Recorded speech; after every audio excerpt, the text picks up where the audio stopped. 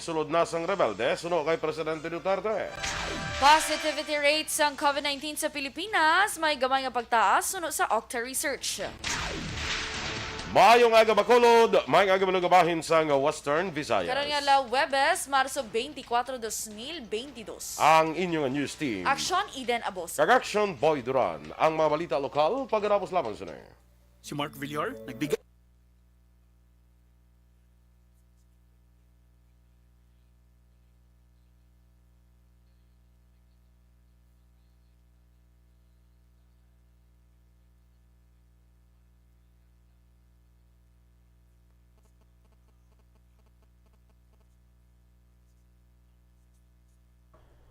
Yes, good morning na mga ka-aksyon. Good morning, Aksyon Eden. Ay, gauna tigab. Good morning, Action Boy. Kabalo kang hangin-hangin. Halin pa rin kagabi ng duty. Hasta subong mo. Mga hangin na, mga malain ng espiritu. Nakita ko gabi, imbitahon ta pa katani dinner. Oo. Talagang pa dinner mo ko. Galing ka nakita ko nga daw may follow-up report ka sa sining shooting incident bala. Kay katalaka niya bala sa mga suspect. Yung na timing bala nila. Manog off na. Abi timpranuhan niya. Joke lang na. Amo ginakis Action Boy bala kayo kung diin mag super late night na. Syempre ka may intel mo na sila mo. Ma-off ka ha? Hindi okay na di pre na ligwa na di pwede ta na ni sa tiraon. O mo na bala. Oo. Di siling ko hindi lang naling ko tawagan ko sa karon may wagin may ma-report ko sa shooting incident mo. Pero nakita ko naman ang dinner, baka kung ano oras na bala. Wala agi ko to bala hasta subong bala wala ko ka dinner. Dinner ta kada dugay ma-dinner ta. Sige. Mag-off di magkuan di bala matapos ang news ta di dugay ma-dinner. Perfect. Dinner is just a name. A name. Ang importante sa title. Ang importante da nga makakaon ka para hindi ka magniwang. Sakto man kay do ka karaw ay man ko mga ta. Correct. So, good morning na dira mga ka-aksyon. Like and share sa aton nga Facebook live sa aton dira nga mga followers naton sa Facebook, no? Sa kay migo naton Torco Jongko. Good morning dira, no? Kay Ma'am Luisa Luing Melos kag kay migo tra Melchor Melos.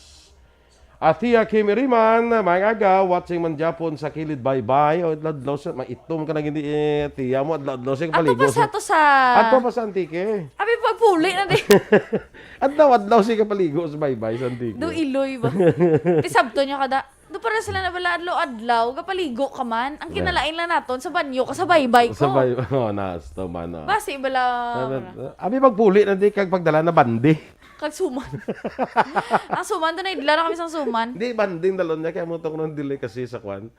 Bandi sa antike. Oo. Basta... Mga dalag ko, hindi to yan na Action Boy, bandi. Ano to yan? Bandi! Bandi! Amo na yan, bandi. Bandi, damo mane. Standby rin sa mga balita lokal.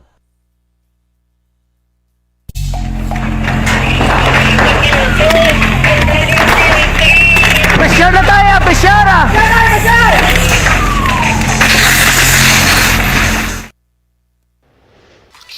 Balitang Bayan, Numero 1.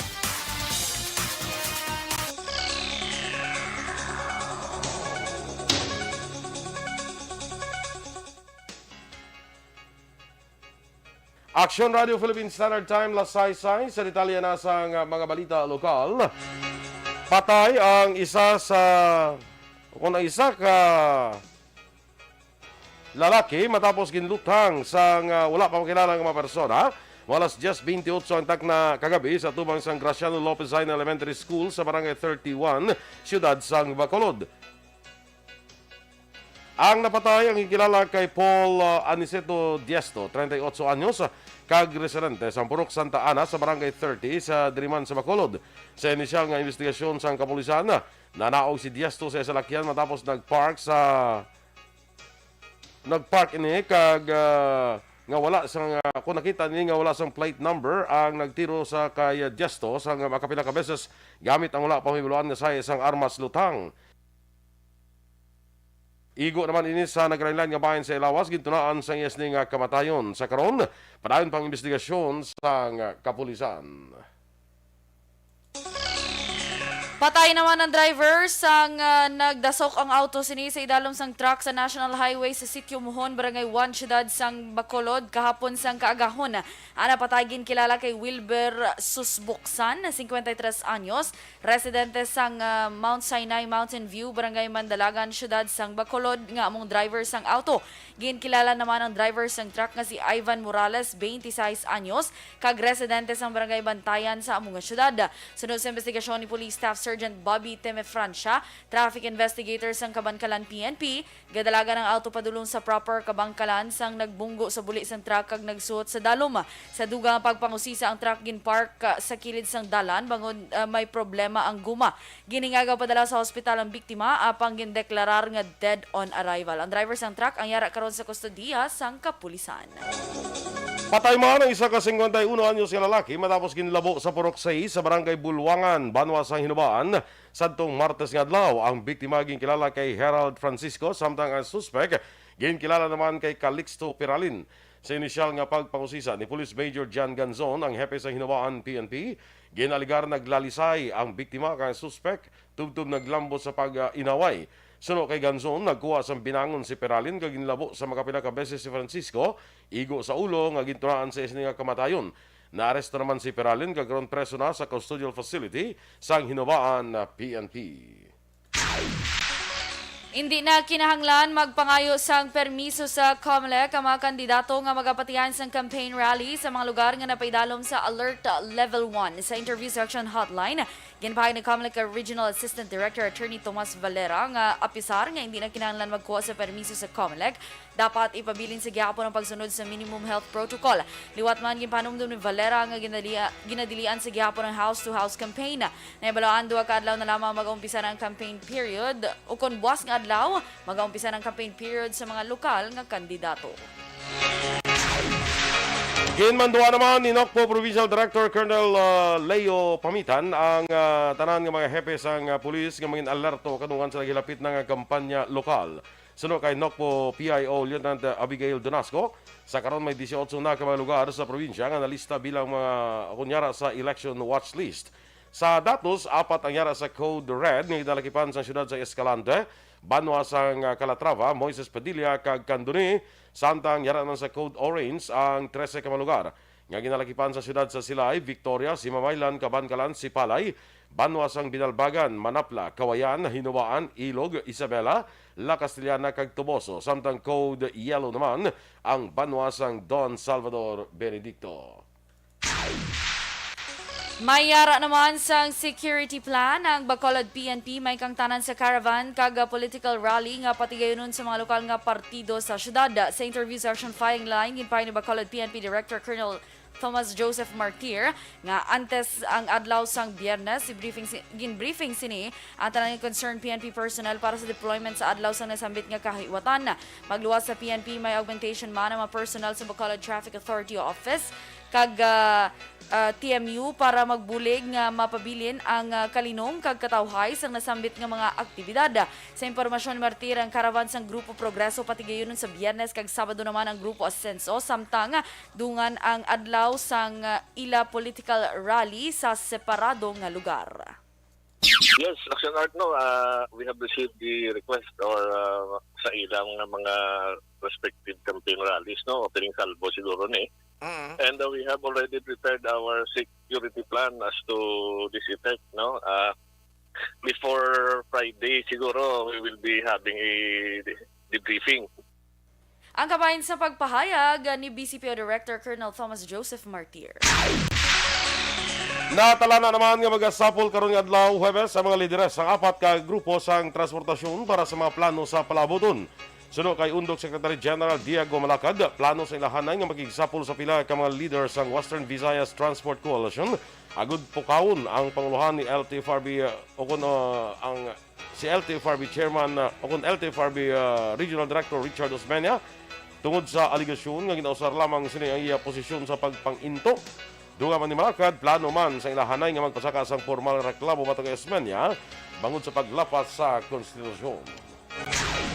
Sa katapusan nga balita, lokal na dugangan sang 14 na patay sa COVID-19 sa Western Visayas nga nagdala sa kabilugan nga 5,415 sa records ng DOH-6 na dugangan sang 36 ang bago nga kaso sa diin. Ang Iloilo Province ang nanguna nga naka-record sa 19 ginsundan sang Negros Occidental nga may 6, 5 naman sa syudad sa Bacolod, 3 sa Antique, 2 sa Guimaras kag 1 sa Iloilo City. Nadugangan man sa 61 ang recoveries nga nagdala sa kabilugan nga 174,747. Ang Western Visayas may kabilugan nga 182,923 ka kaso sa COVID-19 kag 2,683 ka aktibo nga kaso. Isa ka political party nga ginapamunuan sa isa ka kandidato sa pagka-presidente, nasulod na sang komunista suno kay Presidente Duterte. Sandang positivity rate sa COVID-19 sa Pilipinas, may dutay nga pagtaas sunod naman sa Opta Research.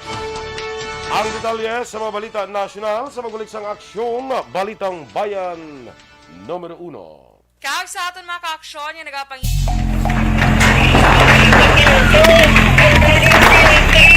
Pressure na tayo! Pressure!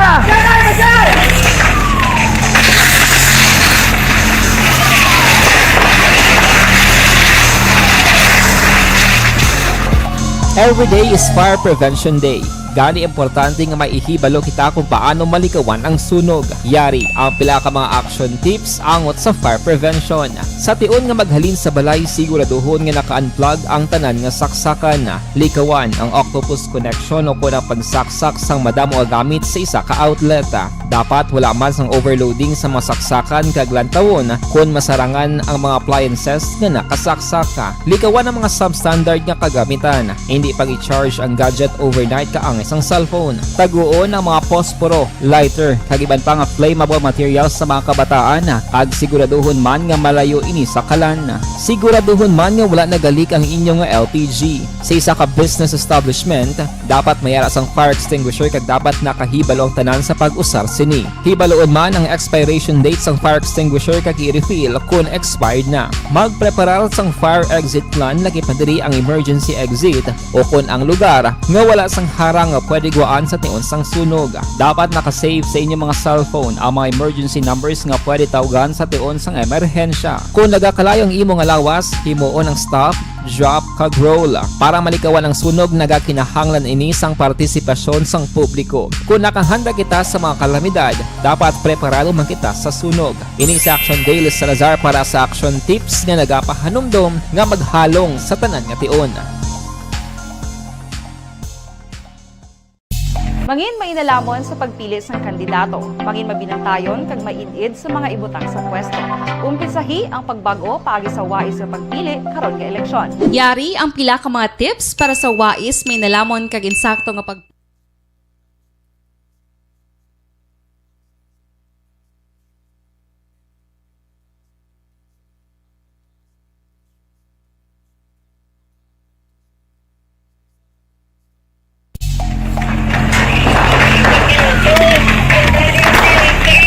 Pressure na tayo! Pressure!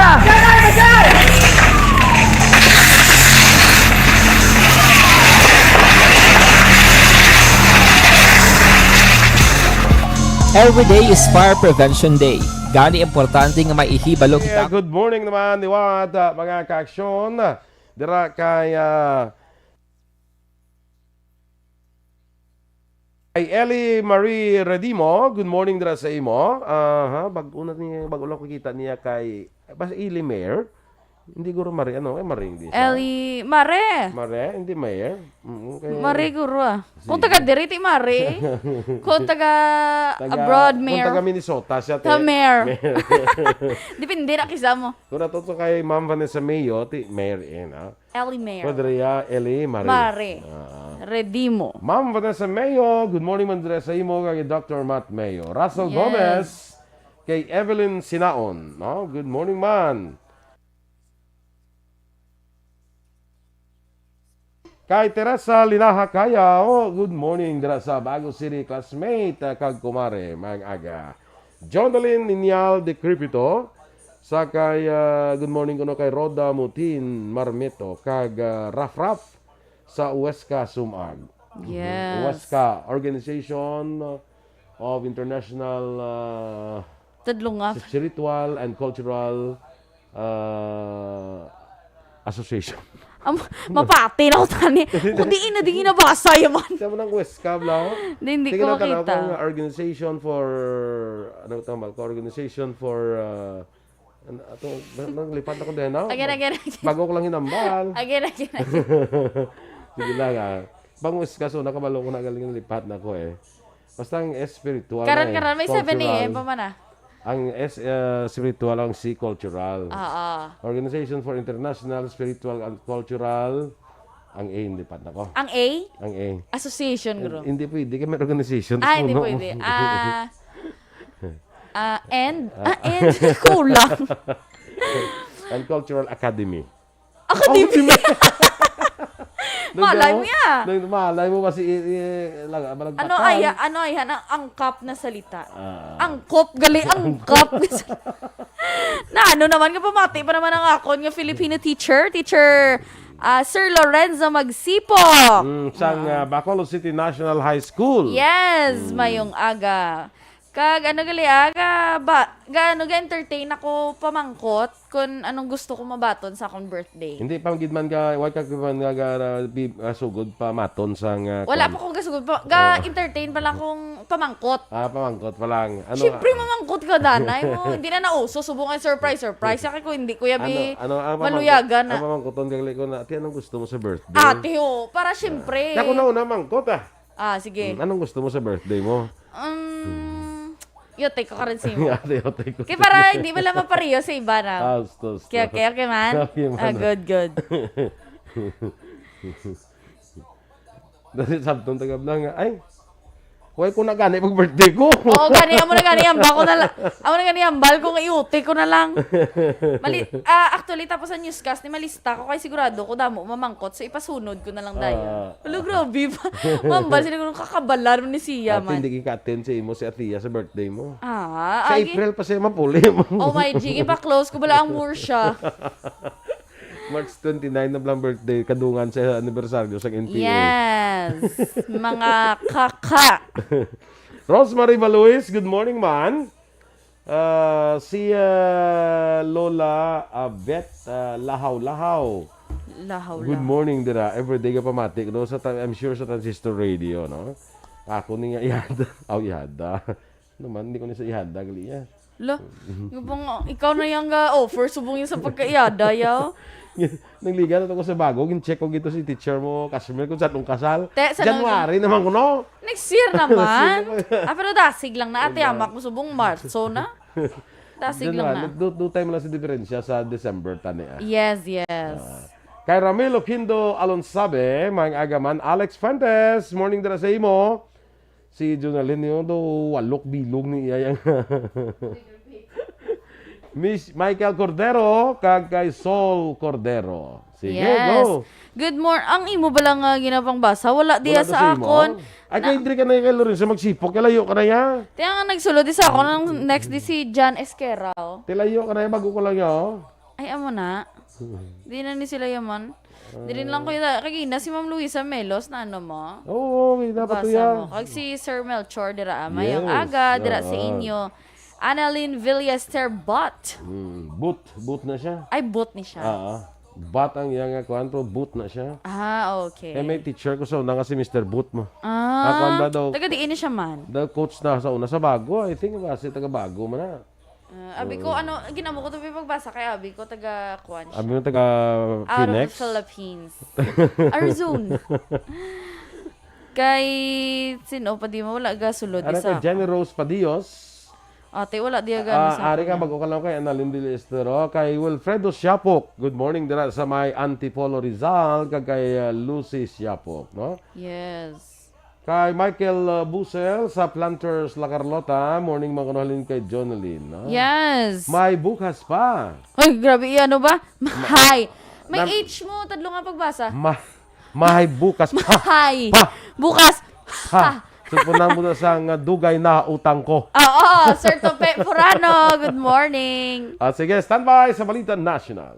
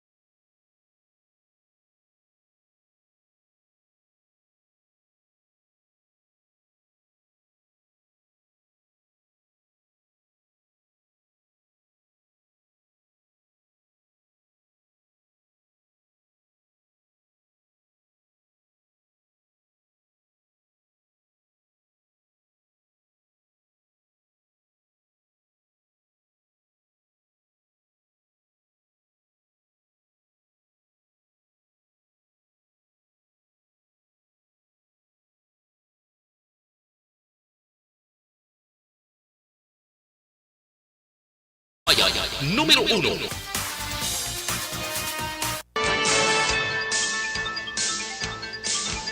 Aksyon Radio Philippines Standard Time, lasay sa 24 sa detalye na sang mga balita national.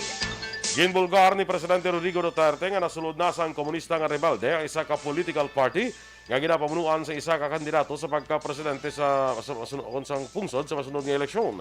Sa Talk to the People, naghinhinyo ang presidente sa publiko nga hindi mag-intra sa mga rebelde nga kahimbon sang political parties. Samtang wala naging tumod sa presidente kung anong partido politikal ang iniligar, nagapagigimbo na sa komunista ng rebelde.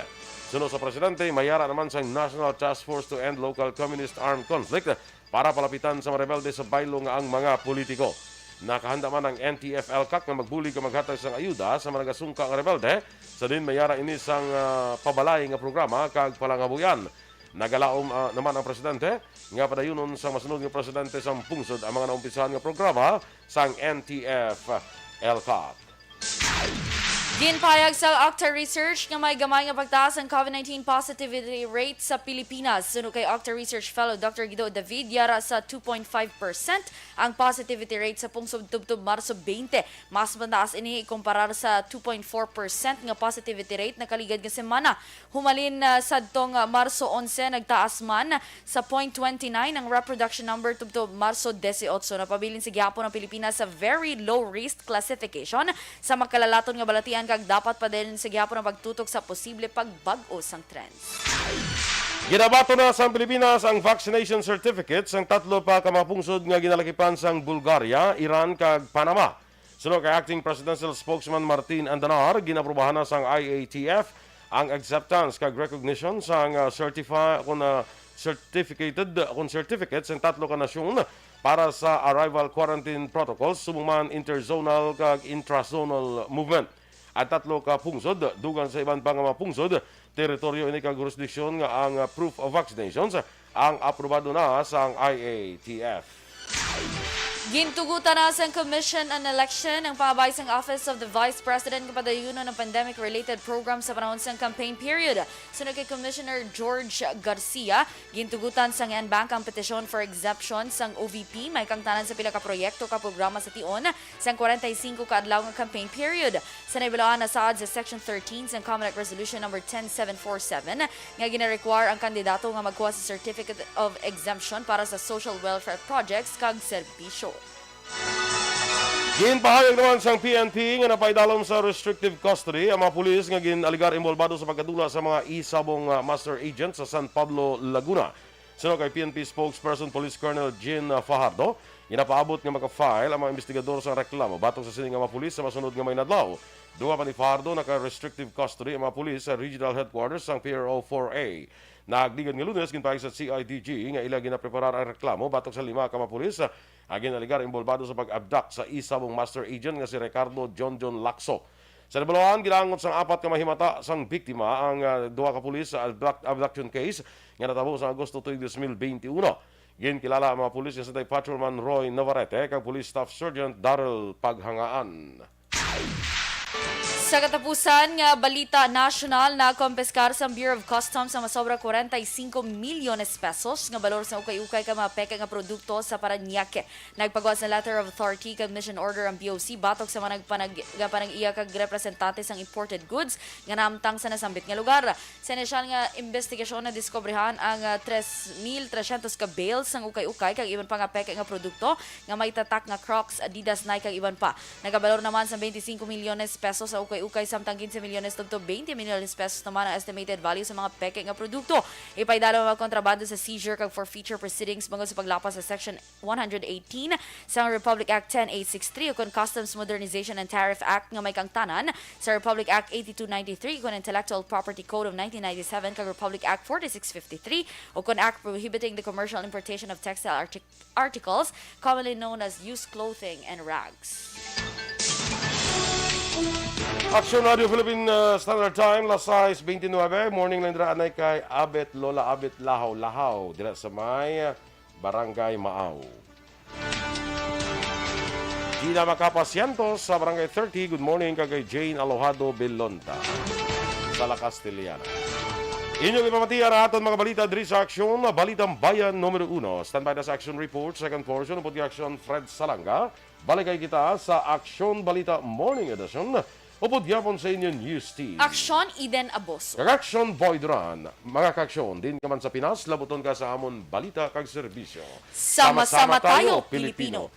Una sa balita, una sa aksyon. Sa Bacolod Aksyon Radio.